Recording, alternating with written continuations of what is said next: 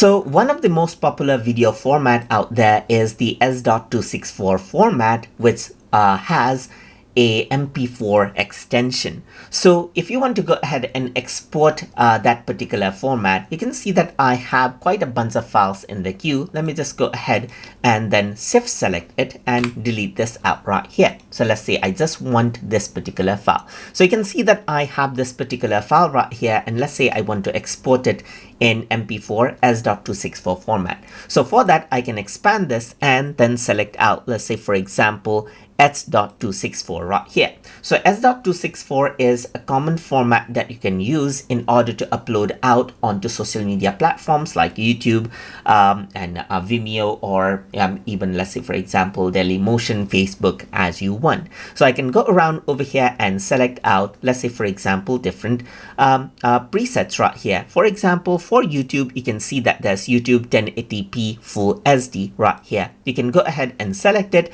and you can see that the extension for this is .mp4. So I can go ahead right here and let's say for example select out a file name. For example, I'm going to go around and say H.264 right here, just like this, and I'm going to go ahead and press save.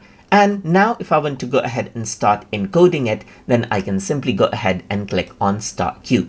Once you do that, you will be able to see a preview right here on the bottom, as you can see right here. And now it says done. So you can see that the encoding has completed. So now over here, you can see the encoding right here. And this is what you have right here. It has been converted into H.264 format right here, just like this. So that is how you can export out your project files in H.264 format as needed from Adobe Media Encoder.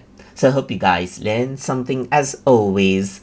And as always, please like, comment, share, and subscribe.